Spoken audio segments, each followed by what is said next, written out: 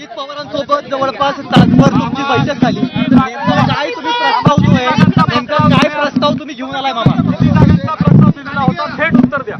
ह्याच्यामध्ये दादांना पर्यंत आम्ही भेटलोय.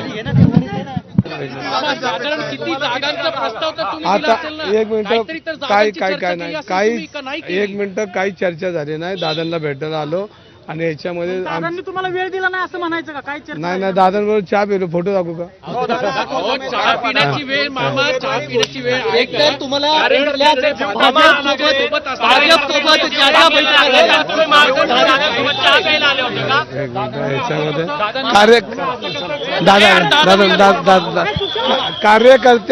कार्यकर्त्यांना घेऊन आम्ही दादांकडे आलो होतो आणि कार्यकर्त्यांना घेऊन आल्यानंतर दादांबरोबर आमची चर्चा जी काय आहे ती बोलण्याचा प्रयत्न केला. पक्षश्रेष्ठींनी काय सांगितलंय? अजित पवारांसोबत जाऊन युती करायची सांगितलं. पक्षाच्या तशा काही सूचना मला नाही आहेत. ऑफिशियल माझ्या सूचना नव्हत्या, पण काही कार्यकर्त्यांसह आम्ही या ठिकाणी आलो होतो आणि याच्यामध्ये पक्षाने काय मला सूचना दिल्या नाहीत, पण आम्ही कार्यकर्त्यांना घेऊन दादाकडे नाही. अजून प्रस्ताव बिस्ताव काय आलेला नाही. प्रस्ताव असं काय आलेलं नाही प्रेशर टॅक्टिक्ससाठी करताय अशा पद्धतीचं ना. दबावतंत्र आहे. पेशा नाही. मग तुम्ही भूमिका स्पष्ट का नाही करत? दादा तुम्हाला आमची भाजपसोबत जायचंय नाही जायचंय? दादा एकतर भाजपसोबत इतक्या बैठका झाल्या, एकाही बैठकीला तुम्हाला बोलवलं गेलं नाही, तुम्ही तिथे गेला नाहीत, आणि आता असं काय घडलं की तुम्ही थेट अजित पवारांच्या राष्ट्रवादीसोबत बोलणं करायला आला? नाही, दादांच्या काय पहिल्यांदा येतो का? दादांच्या नेहमी येतो मी. पण भाजपसोबत एकाही बैठकीला तुम्ही नव्हता. दादांच्या बैठकीला दादांच्या परिवाराच्या संबंधी कधी तुम्ही ऐकलं असेल, दादांना भेटतो मी कधी मामा, किती एबी फॉर्म दिले सेनेनी? मामा, एबी फॉर्म किती वाटले सेनेनी? सेनेनी किती उमेदवारांना आतापर्यंत सेनेनी एबी फॉर्म दिले? एबी फॉर्म दिले?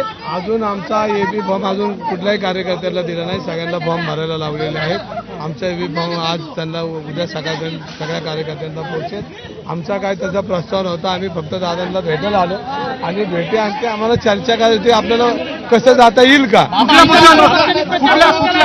विजय शिवतारे काल मुख्यमंत्र्यांच्या भेटीसाठी गेले असताना त्यांनी किती जागांचा प्रस्ताव दिला आणि भाजपकडनं तुम्हाला किती जागांचं उत्तर आले? त्या जागांवर तुम्ही समाधानी आहात का नाहीयेत? कारण उद्या शेवटचा दिवस आहे. आता याच्यात मार्ग कोण काढणार आणि कसं काढणार? आता याच्यामध्ये शिवतरेंनी प्रस्ताव काय दिला आम्हाला माहिती नाही, पण आम्ही 10-12 कार्यकर्ते आलो, म्हणजे त्याच्यामध्ये सर्व पदाधिकारी होते आणि त्यांना एकदा दादांबरोबर आमची एक चर्चा करायची होती की दादांनी आम्हाला अजून बोललो आम्ही. दादा म्हणजे मी संध्याकाळी तुमच्याशी बोलतो. तुम्ही कुठल्या मुद्द्यांवर मुद्दे बैठकीतले काय मुद्दे होते? आता मुद्दे चर्चा झाली. प्रस्ताव जो तुम्ही दिलेला आहे कुठल्या तरी जागांवर दिलेला प्रस्ताव असेल ना? बाबा सरांच्या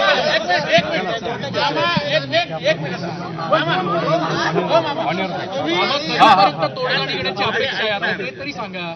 आता याच्यामध्ये बघा, दादांशी बोललोय, अजून आमची चर्चा झालेली आहे, पण त्याच्यामध्ये दादांचं आमचं प्रस्तावाबद्दल काय बोलणं नाही आलं. पण हे आमची राज्यामध्ये आम्ही एकत्र काम करतो आणि महानगरपालिकेत एकत्र का करू नये म्हणून त्यासाठी आम्ही बोलायला आलो. पण दादांनी त्याबद्दल आम्ही बोललो त्यांच्याशी, पण आम्हाला ते व्यवस्थित रात्री फोन करू. अजित पवारांनी ग्रीन सिग्नल दिला नाही असं तुम्ही म्हणाले, याचा अर्थ चर्चा सकारात्मक झाली नाही असा होतो? नाही, चर्चा नाही. अजून आम्ही फक्त भेटायला आलो, अजून आमची चर्चा झाली. मामा, तुम्हाला दादांनी पत्र द्यायची नाही. मी शिवसेनेत आहे आणि कायम धनुष्यबाणाला जाणार. तुमच्या मुलाला तिकीट दिलं नाही तुम्ही म्हणून नाराज आहे? अरे मी नाराज नाही, माझी मुलं लय आहेत, तुमच्या सेतले मुलं आहेत माझी.